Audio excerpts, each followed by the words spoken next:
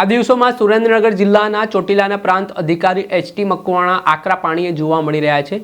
ગેરકાયદેસર જે દબાણો છે તેની સામે કડક હાથે કાર્યવાહી કરવામાં આવી રહી છે। સાથે લેન્ડ ગ્રેબિંગ કરીને બેઠેલા જે માથાભારે શખ્સો છે તેમને નોટિસ ફટકારીને દબાણ પણ ખુલ્લા કરવામાં આવી રહ્યા છે।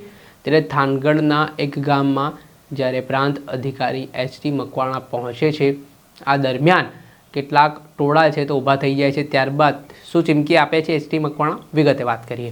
વૈષ્ણવજન તો તેને કહીએ જે પીડ પરાઈ જાનાને રે। નમસ્કાર દર્શક મિત્રો, નવજીવન ન્યૂઝમાં આપનું સ્વાગત છે। હું છું ફૈઝાન।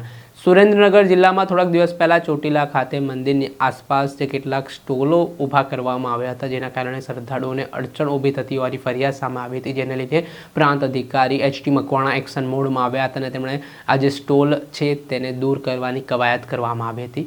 ત્યારબાદ થાનગઢમાં પણ જે રીતે કહેવાય રહ્યું છે કે લેન્ડ માફિયાઓ દ્વારા સરકારી જમીન પર કબજો કરવામાં આવ્યો હતો, તેમાં 595 કરોડની જે સરકારી જમીન છે તે આ લેન્ડ માફિયાઓથી મુક્ત કરાવી હતી। ત્યારે સરકારી જમીન પર વર્ષોથી આ દબાણકારો દબાણ કરીને બેઠા હોવાની વિગતો સામે આવી હતી, જેના સંદર્ભમાં સૂર્ય ચોક વિસ્તારમાં કાર્યવાહી ચાલી રહી હતી। ત્યારે કેટલાક લોકોના ટોળે છે તે ઉમટી પડ્યા હતા। આને લઈને પ્રાંત અધિકારી એચ.ટી. મકવાણા રોષે ભરાયા હતા, જેમાં ટોળાને તેમણે સાંજમાં સમજાવ્યું હતું કે તમે અહીંથી 5 મિનિટમાં જતા રહો, નહીંતર મને પછી બળ પ્રયોગ કરવો પડશે।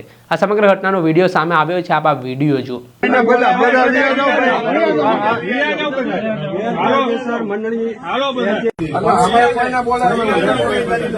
सब डिविजनल મેજિસ્ટ્રેટ તરીકે ગેરકાયદેસર ઓકે ઈ સાહેબ તમારે કરવાની નથી, એમને નીકળી અમે બોલાવેલા અમે કોઓપરેટ કરવા જ માંગીએ છીએ। અમે બે શાંતિથી પ્રેમથી આપણે તમે તમારી પ્રોસીજર ફોલો કરો એમાં તમે જે કહેવાય અમે ફૂલ કોઓપરેટ છે, અમારું કોઓપરેશન તમારી હારે જ છે। બીજા કોઈ નથી ને આપણા તો વિયા આપણું તો કોઈ દે જ નહીં, સ્ટાફ સિવાય કોઈ નો 5 કે 5 થી વધુ કોઈ પણ હોય તો તાત્કાલિક આ સ્થળ છોડી દેજો, નહીં તો મારે બળ પ્રયોગ કરવાની જરૂર પડશે। હવે તમારો કામ છે, ના તો મારે તો જાહેરાત કરવી